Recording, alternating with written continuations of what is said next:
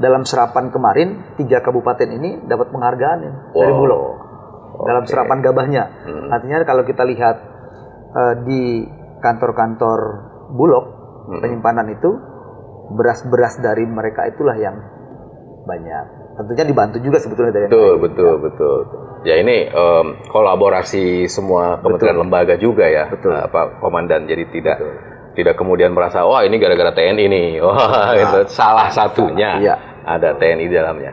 Harus tahu Babinsa ini mulai dari tanam sampai dengan panen apa yang dilakukan. Mereka kaget nggak dan itu awal-awalnya begitu. Mungkin jadi Babinsa ya kan, tahunya kan ya perang sih enggak lah, kita tidak sedang perang kan. Betul. Tiba-tiba mereka ditugaskan di desa ya kan. Wah, kamu harus tahu ini. Kalau kita lihat generasi muda sekarang ini lebih memilih untuk tidak menjadi petani kelihatannya.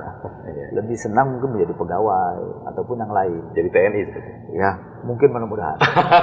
Jadi itu salah satu metode yang saya sampaikan kepada mereka. Banyak orang yang belajar lama-lama tapi hasilnya nol katanya. Gitu tuh saya. Betul. Luar biasa itu. Betul. Jadi bersama-sama kita menjaga wilayah kita masing-masing sehingga aman, nyaman, dan damai. Baik, Komandan, terima kasih sekali. Boleh tepuk tangan.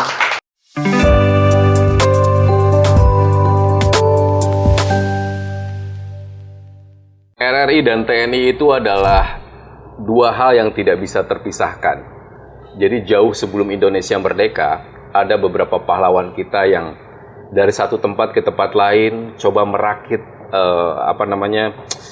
radio. Mereka terus menyuarakan pergerakan-pergerakan mereka begitu ya, sehingga tidak diketahui oleh musuh saat itu.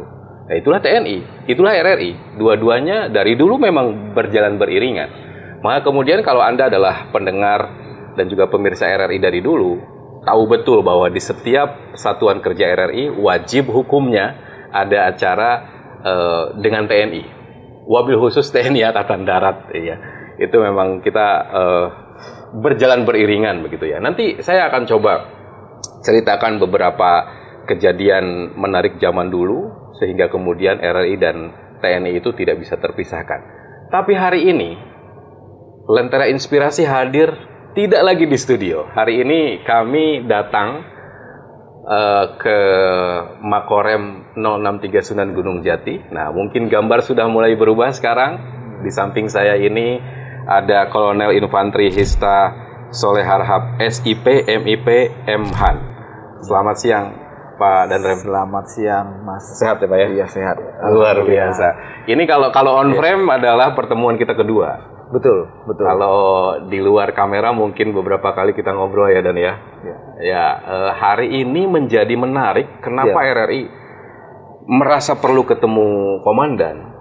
Karena hari-hari terakhir ini kondisi kita memang cukup naik turun. Eskalasi dan segala macam. Tapi tentu RRI punya tugas bagaimana kemudian menghadirkan kedamaian. Jadi RRI itu tugasnya bukan menutupi apa yang sedang terjadi pendengar dan pemirsa, tapi bagaimana kemudian kita menghadirkan sebuah tayangan, baik itu berita, informasi, hiburan, yang kemudian tidak membuat orang gaduh. Nah, sepertinya hari ini adalah saat yang tepat saya bertemu dengan Komandan Korem 063 Sunan Gunung Jati. Di luar itu juga kita akan bicara soal ketahanan pangan sesuai dengan Astacita Presiden dan Wakil Presiden Republik Indonesia yang luar biasa mengenai ketahanan pangan, dan TNI ada di dalamnya. Dan apa kabar hari ini, Dan? Alhamdulillah, terima kasih Mas sudah datang, sudah kita mau diskusi pagi ini. Alhamdulillah, terima kasih. Senang Gunung Jati ya. Ini bahkan terima kasih nih, tiba-tiba ada teh panas ya. Luar biasa.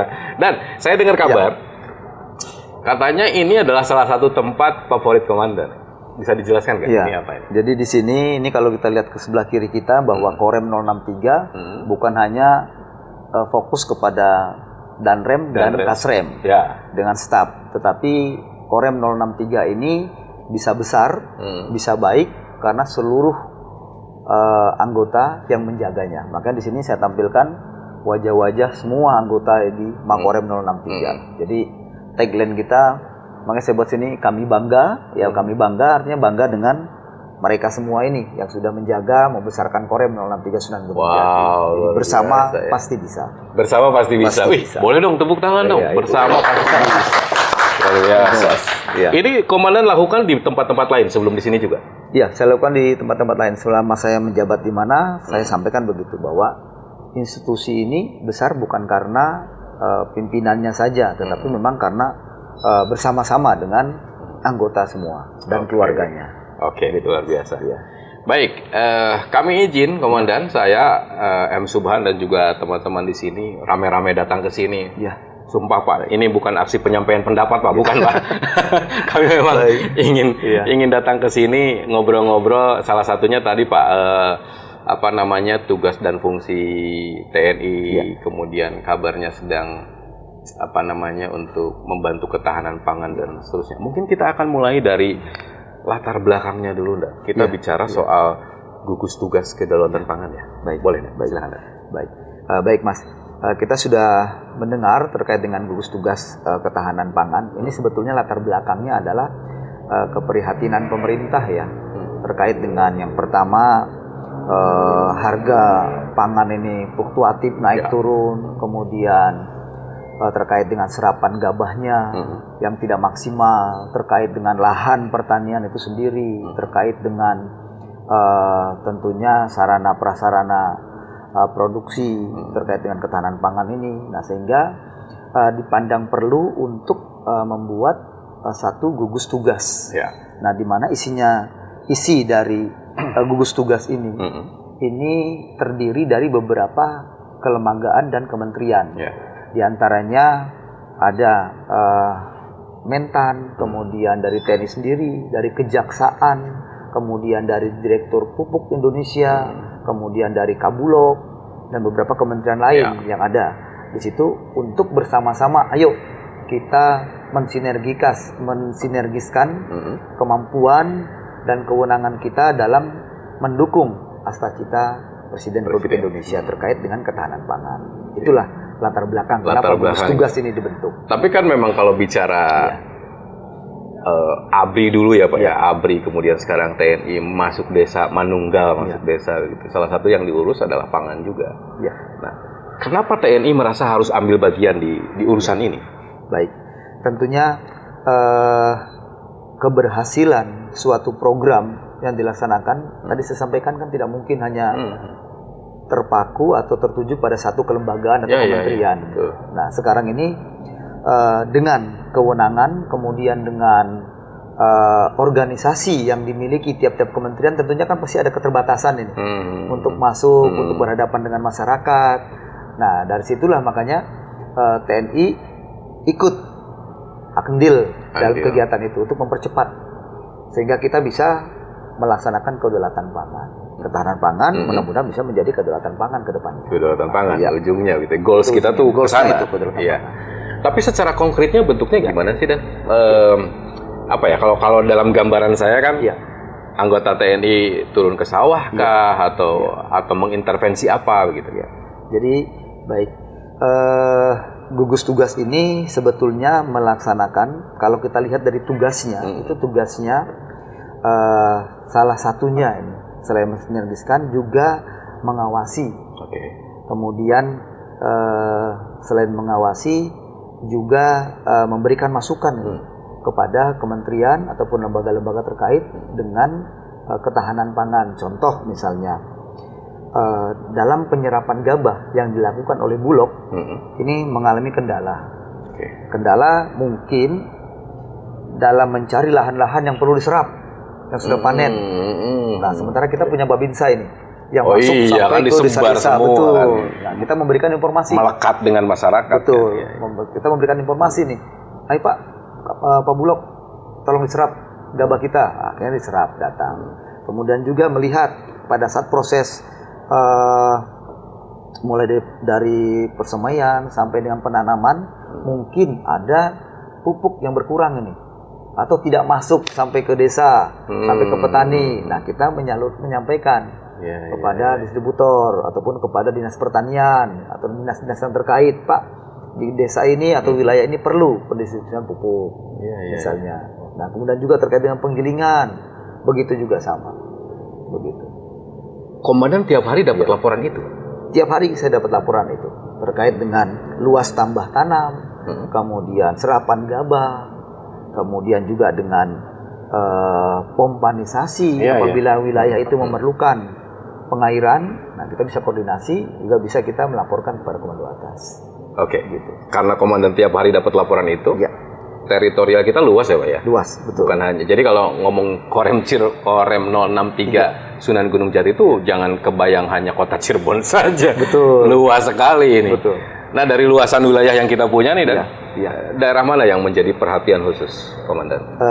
Kita kalau mengacu ke tahun sebelumnya, Jawa Barat ini kan termasuk salah satu penyumbang terbesar beras. Oke. Ya, produsen beras ini besar. Nah, di Jawa Barat tersendiri, khususnya di Korem 063 Sunan Gunung Jati, ada 3 kabupaten yang menjadi sentral beras ini. Yang pertama Karawang, kemudian Kabupaten Cirebon, kemudian Indramayu. Nah, selain itu ada Subang juga, tapi skalanya mungkin di antara 3 ini. Kalau surplus beras itu artinya tidak ada masalah di 3 tempat itu? Tidak ada masalah. Alhamdulillah kita dalam serapan kemarin 3 kabupaten ini dapat penghargaan dari Bulog dalam serapan gabahnya. Artinya kalau kita lihat di kantor-kantor Bulog penyimpanan itu, beras-beras dari mereka itulah yang banyak. Tentunya dibantu juga sebetulnya dari betul. Ya ini kolaborasi semua kementerian lembaga juga ya, Pak Komandan. Jadi tidak kemudian merasa ini gara-gara TNI nih, itu salah satunya ada TNI di dalamnya. Itu 3 daerah, Kabupaten Cirebon, Karawang dan Indramayu. Itu surplus lah. Lumbung padi kita. Lumbung padi. Nah, selebihnya kan masih banyak. Selebihnya masih banyak memang, betul. Tetapi yang jadi konsen atau perhatian kita, jangan sampai yang kemarin, yang 3 ini sudah surplus, untuk tahun berikutnya malah defisit atau malah berkurang. Begitu. Kalau yang lain kan sudah bagus ini, sudah rata lah. Oke, tapi intervensinya lagi, Dan. Di 3 tempat itu jadi bentuknya gimana? Nih, para Babinsa disuruh apa ini? Jadi kita yang pertama, kita sampaikan kepada jajaran khususnya Kodim untuk men-trigger lagi, mencari lokasi-lokasi atau wilayah-wilayah pertanian yang belum terdeteksi atau yang belum mendapat perhatian ini. Nah, kalaupun misalnya sudah mendapat perhatian, bisa tidak ditingkatkan. Yang pertaniannya misalnya panen 1 tahun 2 kali, ayo jadi 3 kali. Masa tanamnya ya. Betul. Betul.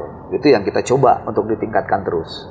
Gitu. Berarti ini mah saya aja yang nggak tahu ya. Jadi karena ketidaktahuan saya. Berarti di TNI pun ada bagian-bagian tertentu yang memang mereka mendalami betul soal pertanian. Betul. Jadi kemarin dari TNI sendiri sudah membuat satu organisasi yang nantinya ini akan melekat kepada Kodim. Yaitu dibentuknya satu kompi produksi. Baru akan? Sudah dibuat. Sudah? Ya, kompi produksi. Nah, bagian dari kompi produksi ini ada peleton terkait dengan pertanian, ada peleton terkait dengan perikanan, ada peleton terkait dengan pertanian, perikanan, dengan peternakan. Nah, kemudian ada satu peleton lagi terkait dengan konstruksi. Nah, di situ. Nah, dari kompi produksi ini saja yang ada di Kodim, ini tentunya pasti bersinergis. Berkoordinasi dengan instansi-instansi yang terkait. Betul, dengan pemerintahan ataupun dengan instansi lain yang bisa mensupport bagaimana ketahanan pangan di wilayahnya masing-masing ini meningkat. Kalau kita masuk ke koreksi internal, apa yang sudah dilakukan khusus untuk ketahanan pangan ini, Komandan, di semua daerah teritorial kita, apa koreksinya kalau menurut Komandan? Kalau menurut saya memang ada beberapa yang harus perlu kita perbaiki ya. Yang pertama, Korem ini sampai dengan saat ini selalu berupaya untuk meningkatkan kemampuan Babinsa, ya kan? Dalam hal harus tahu Babinsa ini, mulai dari tanam sampai dengan panen apa yang dilakukan. Mereka kaget nggak dari itu awal-awalnya? Begitu. Mungkin jadi Babinsa ya kan? Tahunya kan Ya, perang sih enggak lah, kita tidak sedang perang kan. Betul. Tiba-tiba mereka ditugaskan di desa, ya kan? Wah, kamu harus tahu ini. Kenapa mereka harus tahu? Ini Mas, mereka harus tahu karena dengan mereka mengetahui, bisa diketahui celah-celah mana yang kemungkinan ini dimanfaatkan oleh orang-orang tertentu atau oknum-oknum sehingga menghambat proses tercapainya ketahanan pangan di wilayahnya masing-masing. Nah, ini mungkin ini yang seru oleh kita jajaran ini meningkatkan kemampuan mereka, kapabilitas mereka. Nah, ini memang keterbatasan kita dalam memberikannya. Tapi kita tetap melaksanakan koordinasi dengan instansi atau dinas-dinas terkait yang memiliki kemampuan tentunya. Betul. Kita yang mengawalnya begitu ya. Nah, kalau tadi mungkin kita masuk ke tantangannya dan mungkin beberapa tadi yang sudah disampaikan. Tantangannya adalah kita punya prajurit yang kemudian mau nggak mau mereka harus kenal bukan hanya lapangannya tapi juga permasalahannya di daerah mereka bertugas gitu ya. Tapi secara umum tantangannya kalau untuk yang berkaitan dengan ketahanan pangan ini apa, Dan? Iya. Pertama mobilitas ya. Kemudian yang kedua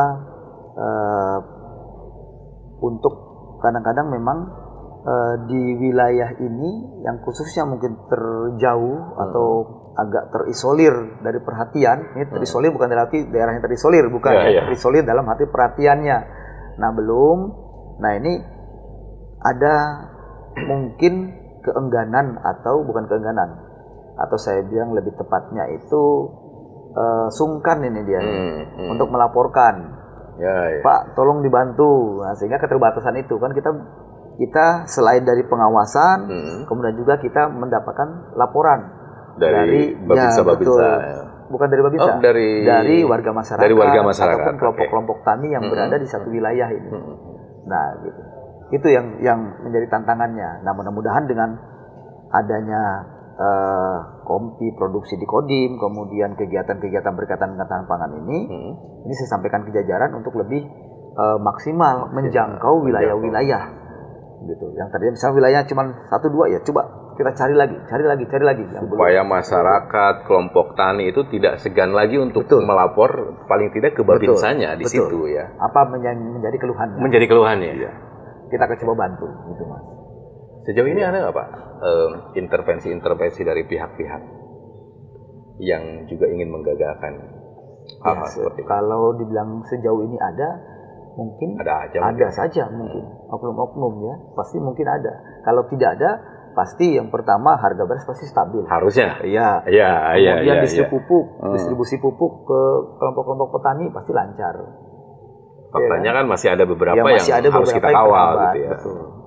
Begitu. Berarti memang ya ada masalah-masalah yang memang harus dikawal oleh TNI begitu ya. Iya, yang memerlukan sinergitas kita. Baik. Sebelum saya break, masih kita bicara mengenai ketahanan pangan dulu. Nanti kita akan break, kita akan masuk ke tema yang lain. Komitmennya jadi apa nih? Suatu saat swasembada misalnya, kita harus swasembada nih minimal di daerah teritorial kita swasembada, atau bahkan sudah nih jangan-jangan. Kalau secara nasional kan seperti disampaikan ke Menteri Pertanian kan sudah sembada nih, swasembada.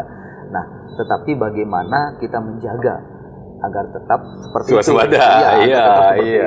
Itu yang perlu kita jaga ini sementara ini. Jadi artinya produksi sekarang yang ada di wilayah-wilayah ya kalau bisa kita tingkatkan lagi, yang minimal kalau sudah ini jangan menurun. Masalahnya kita akan ketemu dengan permasalahan luas sawah yang makin menurun kan? Betul. Nah itu gimana? Sementara kita juga nggak bisa ya, Komandan, untuk melarang dia mengganti dari sawah menjadi bangunan, toh di tanah-tanah dia kan? Betul.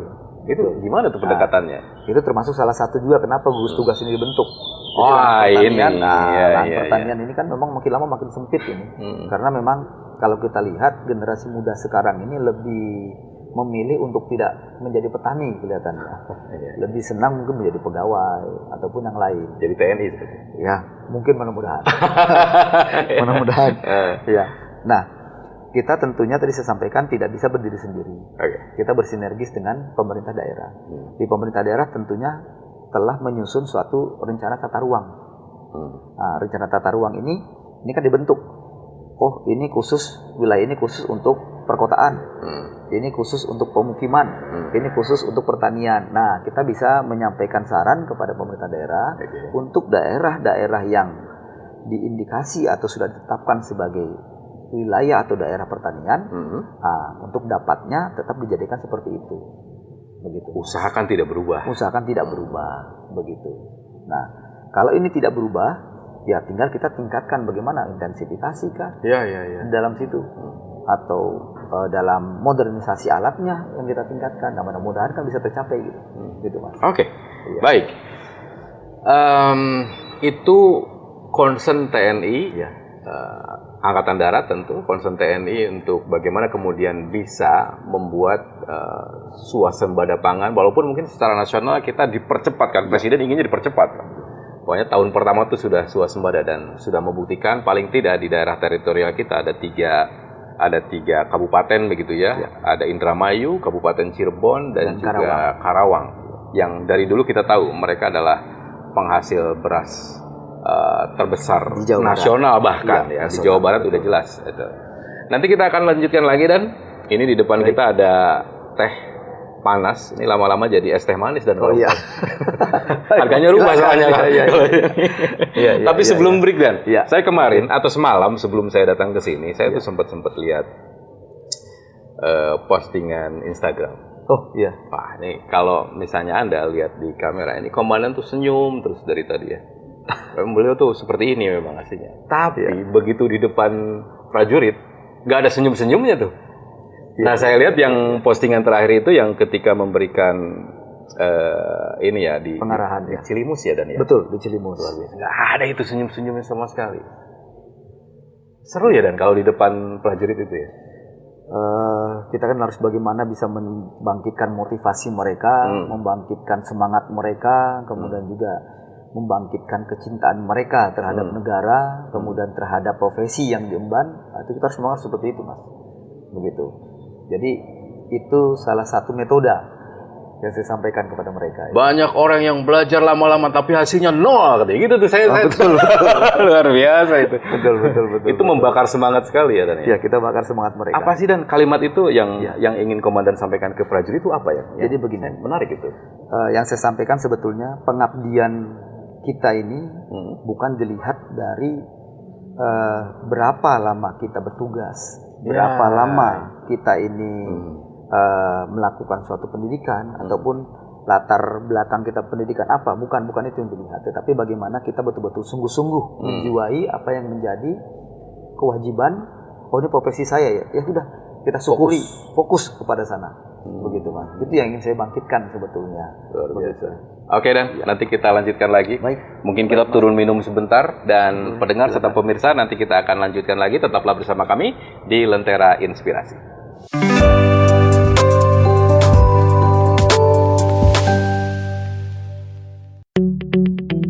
RRI Digital dengan tampilan baru, berbagai konten kolaborasi dari berbagai program nasional, termasuk siaran visual langsung, siaran radio langsung, daftar putar musik, podcast, berita video, dan berbagai fitur interaksi pengguna dalam permainan. Berbagai konten menarik seperti suka, komentar, dan berbagi, serta obrolan langsung dengan penyiar dan pengguna. Pesan langsung dan fasilitas obrolan pribadi antara pengguna aplikasi juga tersedia. RRI Digital tersedia di Google Store dan App Store. RRI Digital.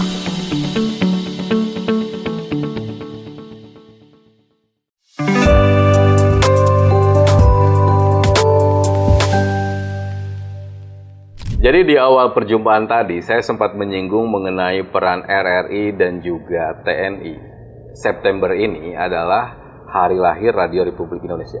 Ya, saya berharap sih podcast ini akan tayang di akun TNI juga di bulan September. Jadi pas gitu kalimatnya gitu ya. Jadi 11 September tahun 1945 itu adalah hari lahir Radio Republik Indonesia. Dan tahukah Anda bahwa siapa yang merekam pertama kali kalimat proklamasi yang disampaikan oleh proklamator kita? Ya, RRI pada hari itu. Itu hasil bujukan dari para pendiri RRI saat itu untuk meminta Presiden saat itu Soekarno dan juga Hatta untuk bisa direkam teks dari proklamasi, dan akhirnya sampai hari ini kita bisa mendengar suara asli mereka berdua itu adalah direkam oleh Radio Republik Indonesia. Jauh sebelum itu kedekatan RI dan juga TNI itu sangat melekat sekali. Saya ingin menceritakan satu hal, Komandan, mohon izin. Jadi beberapa tahun yang lalu, sekitar tahun 64, itu dua pendiri RRI sempat ditodong senjata oleh penjajah untuk mau menurunkan bendera merah putih di depan kantor RRI Jakarta. Yusuf Pronodipuro dan Abdurrahman Saleh. Tapi keduanya nggak mau. Saya tidak mau kalau sampai bendera merah putih diturunkan dan diganti oleh bendera Belanda saat itu. Ketegangan terjadi dan akhirnya salah satu dari mereka harus meninggal karena dipaksa menurunkan bendera tapi tidak mau. Nah, sejak jauh-jauh sebelum itu juga terus bergerilya membangun radio-radio gelap saat itu ya untuk terus mengabarkan. Bahkan kabarnya di Cirebon, proklamasi ala Sultan Syahrir itu dikumandangkan tanggal 15 Agustus 1945 melalui radio itu. Ya, melalui radio-radio itu. Bahkan maka kemudian radio nggak akan pernah mati, dan RRI tidak akan pernah mati. Apalagi bersinergi terus dengan TNI tentu saja. Dan sebelum saya masuk ke sini lagi, dan saya menarik soal ini. Tadi begitu mikrofon kita matikan, Komandan bercerita tentang ini. Banyak orang yang kemudian diberikan amanah sebagai pimpinan, saya maunya jadi matahari dan yang lainnya di belakang dong. Nah ini beda ini Komandan ini. Bahkan beliau ingin semua yang kemudian bekerja di tempat ini ada fotonya di sini. Apa maknanya sebenarnya? Jadi ya tadi awal saya sampaikan, Mas, pekerjaan ini kan yang mengerjakan secara spesifik mereka semua. Kita kan hanya mengatur, mengendalikan, kemudian memberikan motivasi, memperhatikan kesejahteraan mereka juga, begitu. Jadi alangkah menurut kurang baiknya kalau misalnya, kalau menurut saya ini, kalau hanya foto saya misalnya dengan kasrem dan staf yang dipampang, gitu. Makanya ini saya libatkan mereka semua sebagai wujud bahwa Korem ini ada, begitu, akan tetap ada selama kita bersama-sama. Selama kita kuat, selama kita bersatu, begitu. Satu visi juga satu misi. Gitu. Tapi ini kan 11 bulan nih kabarnya. Udah 11 bulan di Cirebon. Apa yang pertama kali ditanamkan oleh Komandan ke semua jajaran? Tadi apa katanya dipaksa atau apa itu? Nah, itu gimana tuh? Itu saya memang buat slogan. Jadi tentunya dalam melaksanakan suatu kegiatan ini untuk menyamakan visi dan misi pasti ada yang sependapat, gitu kan? Ada juga yang tidak. Nah, ini saya buat suatu dinamika organisasi. Tapi intinya bahwa suatu kegiatan ini mulanya harus dipaksa dulu. Selama itu baik kita paksa. Nah, mudah-mudahan ini tentunya secara psikis mereka akan terpaksa untuk melakukan di awal-awal. Nah, setelah terpaksa, mudah-mudahan menjadi terbiasa.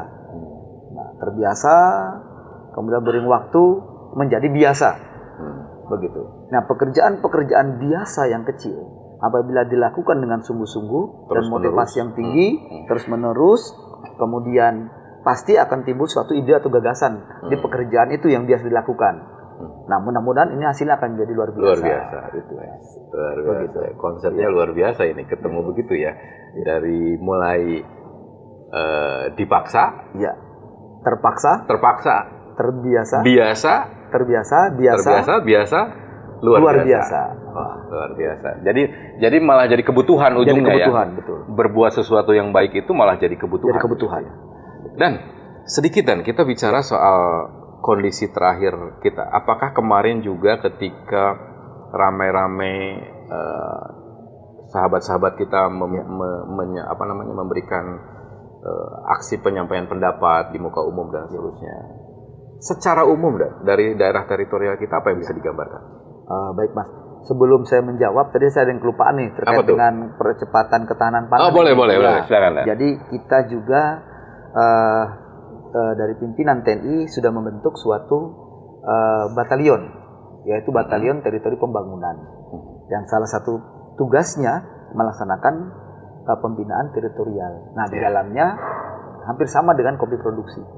Nah, itu untuk di jajaran di wilayah Korem 063 berada di Cilimus di Kebetulan. Kuningan. Iya. Ya. Nah, itu tugasnya hampir sama dengan itu, mempercepat bagaimana ketahanan pangan terwujud. Terkait dengan pertanyaan Mas tadi, ya alhamdulillah di jajaran Korem 063 ini situasi terkait dengan penyampaian aspirasi mahasiswa, masyarakat, kemudian organisasi-organisasi kemasyarakatan, ya alhamdulillah relatif kondusif. Relatif kondusif. Ya, walaupun memang ada beberapa tempat yang terjadi pengerusakan, kemudian ada pembakaran dalam skala kecil, tapi secara umum kita kondusif, alhamdulillah. Oke. Ya, mudah-mudahan tetap ini. Mudah-mudahan tetap kondusif. Ya, kalau saya kan sipil, Pak. Ya. Orang sipil dengan ketidaktahuannya, saya tidak menduga sama sekali kalau tiba-tiba tanggal kemarin begitu ramai. Ya, saya nggak tahu kalau TNI punya intelijen kan ya. udah memperkirakan akan seperti apa, betul ya? Betul. Ada perkiraannya akan seperti ini gitu ya. Betul. Jadi dalam melakukan unjuk rasa sebetulnya sesuai dengan undang-undang, yang akan melaksanakan unjuk rasa ini kan harus melaporkan. Betul, melaporkan kekuatannya berapa kepada kepolisian. Nah, kita juga berkoordinasi dengan kepolisian juga. Jadi kita tahu kemungkinan ataupun perkiraan kemungkinan berapa jumlah peserta. Nah, apabila lebih dari itu berarti kan ada sesuatu di sana. Begitu. Maksudnya kan termasuk juga media yang akan disampaikan, termasuk media yang digunakan. Termasuk juga perlengkapan yang akan digunakan, kan kita sudah mengetahui. Betul. Nah, berarti kalau di luar itu tanda tanya. Ya. Ada apa ini? Ya, betul. Gitu ya. Tapi secara umum bisa dilaporkan begitu ya, bahwa semua daerah teritorial kita ada riak, tapi tidak kemudian menjadi besar dan anarkis. Karena rupanya memang seperti kemarin itu terfokus di kota-kota tua begitu ya, Jakarta, Surabaya, Makassar. Cirebon ada, tapi tadi bisa ditangani, dan mudah-mudahan sih harapannya tidak meluas, tidak terjadi lagi. Betul. Dan hari ini kita nih RRI juga rupanya ada beberapa yang ikut nih, ada mahasiswa. Iya. Komandan pasti ketemu mahasiswa kan beberapa hari terakhir ini ya? Iya, betul. Kita berdiskusi. Iya. Tapi kan kalau sejauh ini kan kalau kita mendengar aspirasi yang disampaikan mahasiswa, ya sebenarnya ya itu mungkin yang ingin mereka sampaikan kan, betul, gitu ya. Betul. Yang kemudian jadi ribut, ricuh segala macam kan, saya yakin yang menunggangi kah atau segala macam gitu ya. Ya. Mahasiswa itu murni suaranya. Betul. Saya ingin satu orang dong, boleh dong. Ya, ada nggak yang mau yang ngobrol nih? Sebentar aja. Ini nih, boleh. Ayo, di samping padan rem. Kapan lagi dipoto samping padan rem kan? Boleh geser aja. Masuk nggak? Ini mikrofon aman ya? Oke, aman. Namanya siapa? Ya, izin perkenalkan diri. Sebelumnya saya Dela Carmelina, mahasiswi dari Stikom Politik Cirebon, Pak. Ada yang mau ditanyakan? Silakan. Ya, sebelumnya juga saya mau mengucapkan terima kasih sama RRI, sama Korem juga. Saya berkesempatan untuk bertemu Bapak dan menyapa. Buat yang mana kita ketahui sekarang ini kan teman-teman dan jajaran mahasiswa ini banyak sekali pertanyaan untuk sekarang terakhir-terakhir ini gitu kan. Nah, terus saya izin mewakili dari mahasiswa-mahasiswi se-Cirebon. Saya juga dari Gen Z, belum pernah kami merasakan untuk situasi sesulit sekarang ini gitu. Kami mau semuanya itu kayak berjalan damai gitu, Pak, supaya tidak ada kerusuhan-kerusuhan berikutnya gitu kan. Terus nah, menurut Bapak sendiri itu apa pesan untuk kami agar semuanya bisa berjalan dengan damai gitu? Iya. Ada lagi? Itu saja dong. Itu saja. Terima kasih. Dengerin dulu ya jawabannya ya. Jadi dalam menyalurkan aspirasi tentunya bisa disalurkan sesuai dengan undang-undang secara tertib. Kemudian tidak ada salahnya kalau mahasiswa itu kritis, tidak ada masalahnya. Justru karena harus kan kritis, betul, gitu ya. betul. Karena dalam pembangunan ini kan butuh penyeimbang. Iya. Ya, butuh penyeimbang. Kritikan itu salah satu penyeimbang. Selama penyaluran aspirasi ini dilakukan dengan benar. Nah, jadi pesan saya kepada adik-adik mahasiswa tetap kita berpikir kritis, kemudian mari bersama-sama untuk membangun negeri ini dengan kemampuan, dengan keahliannya, dengan kesungguhan, kemudian dalam penyaluran aspirasi, ya mari kita sama-sama disalurkan dengan yang benar dan sesuai dengan perundang-undangan dan aturan. Gitu. Nah, dan jangan mudah terpancing nih. Jangan mudah terpancing. Itu terprovokasi, itu satu. Mudah terprovokasi. Dan Bapak sendiri sebagai pemimpin di Danrem wilayah ini, apa sih harapan Bapak ke depannya gitu untuk negara ini supaya bisa berjalan damai ke depannya gitu, dan buat mahasiswa-mahasiswa untuk di situasi seperti ini gitu. Ya. Jadi harapannya ya tentunya kita ingin pembangunan ini bukan hanya dititik beratkan atau menjadi tanggung jawab suatu kelembagaan tertentu gitu ya. Mungkin dari pemerintah daerahnya atau TNI-nya atau kepolisiannya ataupun badan-badan lain atau instansi lain. Tetapi pembangunan ini harus kita lakukan sama-sama sesuai dengan kemampuan, sesuai dengan kapabilitas masing-masing. Iya. Nah, kemudian terkait dengan yang terakhir, bagaimana mahasiswa, ya tadi pesan saya itu tadi, jangan mudah terprovokasi, kemudian harus benar-benar bisa memilih dan memilah mana yang perlu untuk dilakukan dan mana yang tidak perlu untuk dilakukan. Nah, karena kita kan khawatir kekritisan adik-adik kita ini yang masih, ya betul Mas, ditunggangi, kemudian dimanfaatkan, kemudian disalahgunakan kekuatan itu untuk merusak atau mengacaukan pembangunan sudah berjalan. Itu ya. Jadi harus fokus ke tujuannya gitu, Pak. Sama bisa memilah dan memilih. Betul. Oke. Bukan berarti menyalurkan aspirasi tidak boleh. Iya, benar. Justru boleh. Boleh. Cuma harus sesuai dengan aturan yang berlaku. Gitu ya. Baik, gitu aja Pak. Demikian dari saya. Terima kasih atas waktu, perhatian, dan jawaban dari Bapak. Semoga itu jadi pengingat untuk kami mahasiswa se-Cirebon gitu ya. Udah cukup gitu aja. Oke, terima kasih. Terima kasih. Wah, tuh ternyata, boleh dong tepuk tangan. Iya. Ini masa ada 3.000 orang. Iya. Gitu dan.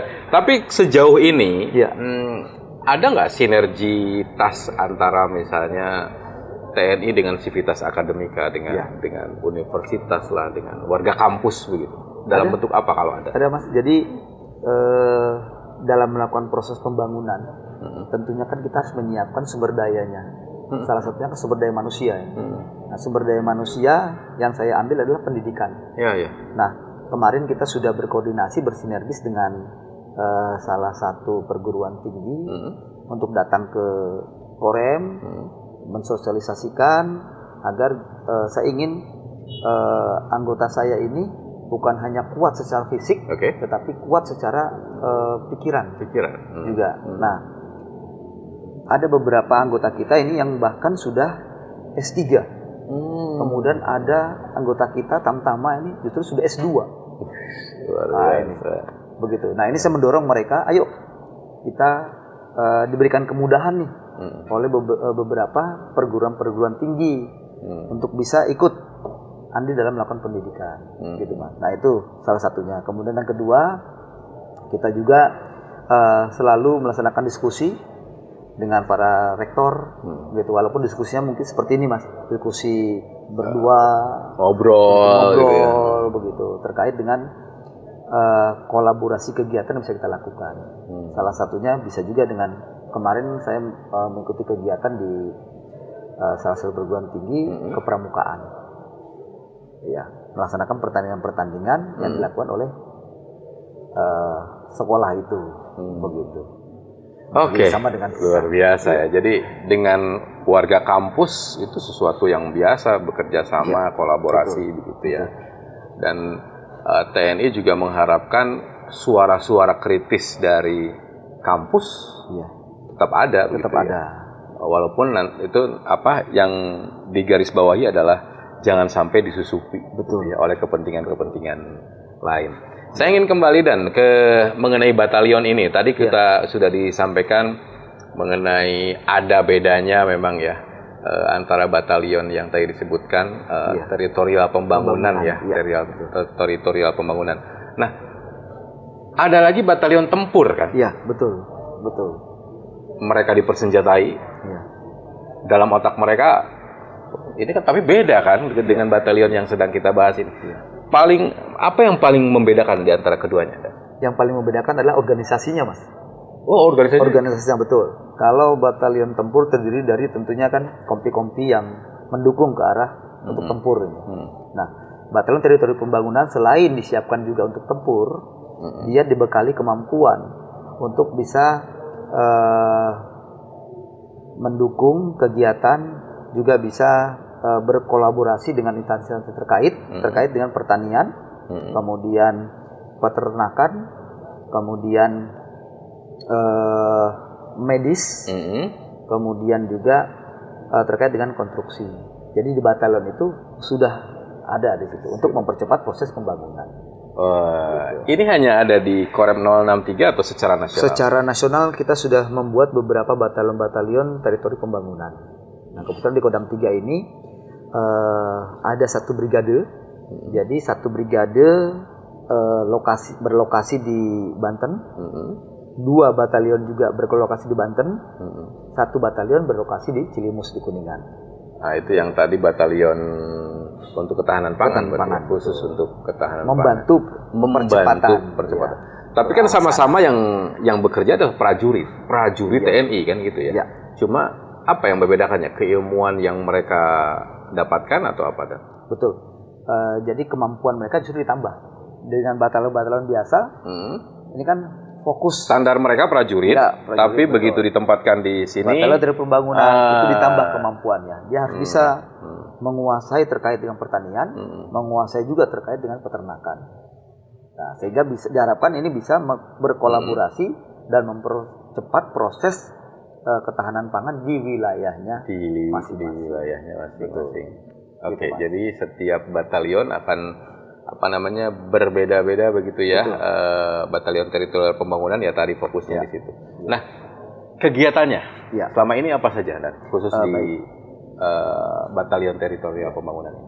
Nah, kegiatan sama tadi saya bilang, saya sampaikan bahwa mereka dibekali kemampuan-kemampuan itu terkait dengan pertanian, peternakan, dan lain sebagainya. Nah, selama kegiatan ini mereka tetap mengasah kemampuan itu, Mas. Kemudian bersinergi dengan dinas terkait pemerintah daerah ini. Nah, untuk mempercepat ketahanan pangan di wilayahnya. Misalnya, contohnya terkait dengan penggunaan alsintan, misalnya alsintan. Nah, mereka pun harus tahu, punya kemampuan untuk mengoperasionalkan alsintan ini bersama-sama dengan kelompok petani. Kelompok tani. Iya. Begitu. Jadi mereka bersinergi nih dengan dinas-dinas terkait. Gitu. Jadi tidak berdiri sendiri. Tidak berdiri sendiri. Mereka justru melekat dengan yang sudah ada begitu ya, kelompok tani, dinas terkait di sawah dan seterusnya. Betul. Jadi mendadak bisa ke sawah ya? Harus bisa. Harus bisa. Karena kan ketahanan pangan ini baik Indonesia. Artinya kebutuhan hidup masyarakat terpenuhi. Pasti tingkat kriminal atau upaya-upaya mengarah ke hal-hal yang negatif itu bisa kita kurangi. Gitu. Betul. Pak, kolaborasinya dengan masyarakat kalau begitu, dalam bentuk apa batalion ini? Ya, kolaborasinya kita kan ada kelompok-kelompok tani nih, gapoktan.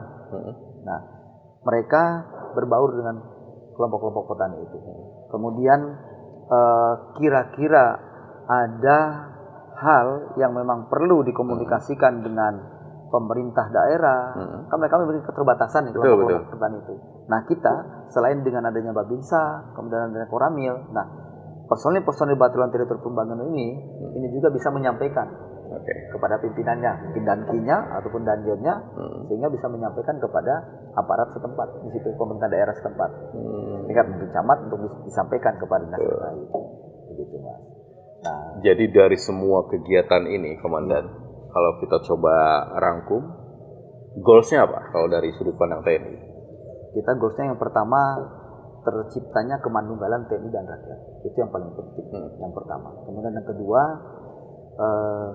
bagaimana wilayah dengan adanya keberadaan TNI ini di wilayah itu bisa membantu, bisa menyelesaikan setiap permasalahan yang ada di wilayahnya masing-masing. Kemudian yang ketiga, tentunya program dari Astacita Presiden Republik Indonesia ini bisa segera terwujud. Dia tidak butuh waktu yang lama, gitu Mas. Betul, sehingga bisa terwujud. Nah, saya tambahkan sedikit, di batalion teritorial pembangunan ini dia memiliki lahan juga, Mas. Yang milik TNI. Lahan yang mungkin punya TNI juga bisa bekerja sama dengan dinas terkait ataupun seperti misalnya perhutani, ya kan? Gitu. Lahan-lahan yang tidak digunakan itu bisa kita gunakan untuk membuat percontohan. Betul. Luar biasa. Sayang sekali ini, Komandan, saya sudah diingatkan waktu kita hampir habis. Sudah hampir habis. Tapi saya punya games dulu, boleh lah. Boleh. Untuk mengakhiri perbincangan di episode ini, karena saya yakin ini bukan episode terakhir lah, masih ada episode lain ya, Komandan ya. Ada. Akan terus bersinergi gitu ya. Ini gamesnya adalah pilih cepat. Jadi Komandan jawab cepat, nggak usah mikir dulu ya. Nggak usah mikir dulu. Yang pertama, nanti Komandan bisa sampaikan alasannya lah. Yang pertama adalah latihan fisik atau latihan menembak? Latihan fisik. Fisik, oke. Darurat militer atau darurat sipil? Darurat sipil. Agak mikir sedikit ya. Oke, nggak apa-apa. Tugas di hutan atau tugas di perbatasan? Tugas di perbatasan. Pernah? Oke. Perang gerilya atau perang terbuka? Perang gerilya. Komando di lapangan atau komando di markas? Di lapangan. Di lapangan, luar biasa. Soalnya nih, saya nggak tahu ya, boleh ditayangkan atau nggak, di Instagramnya itu terakhir, itu duduk sama ini loh. Wah, sambil, aduh luar biasa ini. Itu nggak takut deh. Kalau dibilang takut, semua orang kan ada rasa takut. Tapi saya punya keyakinan. Yakin? Ya, saya punya keyakinan apa? Selama niat kita tulus, bersih, tidak ada yang bela-bela apa-apa, mereka pun sama. Pasti akan ketemu. Malah ketawa-ketawa ya, saya lihat ya di videonya ya. Luar biasa. Lanjut Dan, masih ada nih Dan. Disiplin atau kreativitas? Disiplin. Bertahan atau menyerang? Bertahan. Bertahan ya. Saya pikir mau menyerang lah. Ini pahlawan nasional, Pak. Ya. Jenderal Sudirman atau Panglima Besar Sudirman? Panglima Besar Sudirman. Senjata api atau tradisional? Tradisional. Kalah dong, Pak. Mas tradisional. Ada alasannya kan nanti kan? Oh iya, boleh. Kenapa saya kepo ya? Indonesia damai atau Indonesia siaga? Indonesia damai. Indonesia damai, boleh dong. Kita buka satu-satu ini. Iya. Fisik menembak tadi fisik ya? Iya, fisik. Kenapa? Fisiknya baik pasti menembak. Merasa baik. Sudah jago nembak atau gimana? Orang yang menembak itu memerlukan fisik yang baik. Udah jago. Fisik dulu. Fisiknya oke. Ya, betul. Fisik oke, menembak itu pasti bisa. Luar biasa. Gitu. Oke. Saya mau tanya ininya anggotanya, menembaknya oke ya? Wah. Darurat militer, darurat sipil tadi darurat sipil. Kenapa? Ya. Lihat sekali segini, kenapa kita harus darurat militer? Ini kan sudah damai, sudah baik. Nah, makanya pertanyaan kenapa pilihannya sebetulnya saya justru tidak setuju juga tuh darurat sipil. Dua-duanya. Harusnya tertib sipil. Tertib sipil ya, oke. Bisa diganti dulu nggak? Itu dia. Tugas di hutan atau di perbatasan? Di perbatasan. Karena ini cerita dong, cerita. Karena di perbatasan itu kan kompleks. Bukan hanya kita. Di perbatasan itu sebetulnya kita ini adalah gambaran dari pemerintah.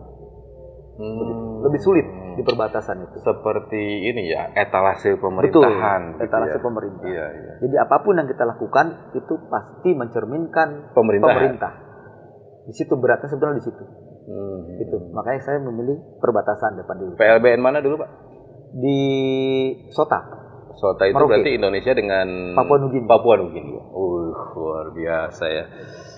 Gerilya atau terbuka? Gerilya. Kenapa itu ya? Karena konsep pertahanan kita menurut Undang-Undang Nomor 3 tahun 2000 berapa? 2000 kok saya lupa. 2002 ya kalau nggak salah ya. Nah, itu pertahanan kita adalah sistem pertahanan semesta. Pertahanan rakyat semesta. Artinya di situ berlaku perang gerilya apabila. Nah, ini kan apabila nih. Kenapa? Kenapa di Undang-Undang Pertahanan kita begitu bunyinya gitu. Karena itu tadi di Undang-Undang Nomor 3 itu disampaikan bahwa pertahanan kita bersifatnya sishanta, sistem pertahanan semesta. Berarti melibatkan seluruh komponen, baik komponen utama, komponen pendukung maupun komponen cadangan. Nah, kita bagian dari saya komponen utama, komponen cadangan, ada komponen pendukung. Oke, luar biasa. Gitu. Oke, berikutnya. Komando di lapangan atau di markas? Tadi di lapangan. Di lapangan, betul. Di lapangan itu spesifik ya, banyak permasalahan.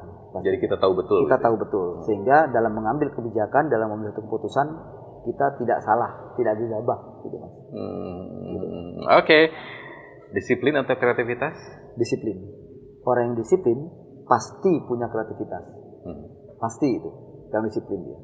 Karena dia bisa memanage dirinya, bisa memanage waktu, bisa memanage kegiatan. Oh iya, betul gitu. Bertahan menyerang, bertahan ya tadi. Bertahan, karena kalau kita lihat prinsip-prinsip perang, sebetulnya menyerang yang paling sebetulnya inti dari peperangan itu bertahan. Bertahan. Intinya menurut saya ini. Kenapa saya bilang begitu? Sun Tzu pernah bilang, strategi terbesar itu mengalahkan musuh tanpa bertempur. Iya, gitu. Ya kan, berarti di dalamnya kita harus kuat, harus tahan, harus punya ketahanan secara ekonomi, ketahanan kesehatan, ketahanan sosial, ketahanan budaya, dan macam-macam itu, Mas. Gitu. Oke. Senjata api atau tradisional? Tradisional.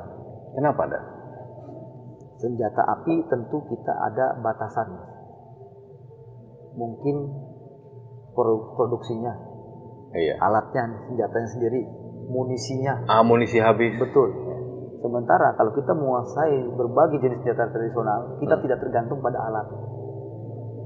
Karena ternyata Dan, ini faktanya.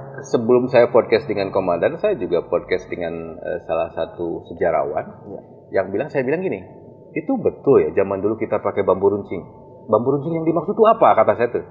Betul Mas, memang bentuknya bambu runcing yang ditusukkan. Wah luar biasa ya. Di situ memang seperti itu ya. Iya. Luar biasa. Kemudian terakhir, Indonesia damai atau siaga? Indonesia damai. Tujuan kita bersama. Iya, tujuan kita bersama. Baik, Komandan. Terima kasih sudah berkenan ngobrol dengan kami. Tapi terakhir Dan, ini kameranya yang ini, Komandan mungkin boleh sampaikan pesan, terserah Komandan mau pesan damai atau apapun itu. Silakan. Terima kasih Mas. Jadi pada pemirsa RRI dimanapun berada, menghadapi situasi yang seperti ini yang kita dengar di berbagai media, ya saya mengharapkan mari kita sama-sama menjaga ketenangan, menjaga keamanan dan menjaga kenyamanan di wilayahnya masing-masing dengan tidak terprovokasi, dengan tidak mudah ikut-ikutan untuk melakukan suatu aksi. Juga mari kita salurkan aspirasi, berbagai aspirasi baik dari rekan-rekan mahasiswa, kemudian organisasi kemasyarakatan maupun organisasi-organisasi lainnya secara benar dan sesuai dengan prosedur. Insya Allah pasti akan didengar. Itu pasti akan didengar. Insya Allah pasti akan didengar. Jadi bersama-sama kita menjaga wilayah kita masing-masing sehingga aman, nyaman, dan damai. Baik, Komandan, terima kasih sekali. Boleh tepuk tangan. Terima kasih sudah mengizinkan kami berproduksi podcast di sini, Komandan. Terima kasih. Saya tahu ini tempat favoritnya Komandan pagi-pagi katanya di sini sambil meminum teh panas mungkin ya. Mencari inspirasi. Kita terus berpikir ini. Terus berpikir. Baik, pendengar dan juga pemirsa, saya izin closing dulu, Komandan. Silakan. Pendengar dan juga pemirsa, terima kasih sudah menyimak acara ini. Acara ini secara audio Anda bisa dengarkan di 94,8 FM dan secara visual Anda bisa menontonnya di seluruh platform digital milik RRI Cirebon dan juga milik Korem 063 Senen Gunung Jati khusus untuk episode ini. Terima kasih sudah menyimak program ini dan pastikan kita menjadi bagian dari orang-orang yang terus ikut membangun negeri ini. Kalau Anda menyampaikan pendapat, aksi penyampaian pendapat itu tidak pernah dilarang oleh siapapun, oleh pemerintah, bahkan diatur dalam undang-undang. yang tidak boleh adalah merusak fasilitas umum. Fasilitas umum itu dibuat untuk kita, dari uang kita, dan digunakan oleh kita, anak cucu kita, dan seterusnya. Jadi jangan merusak fasilitas umum. Tetaplah bersama kami, saya M. Subhan undur diri. Terima kasih. Sampai jumpa.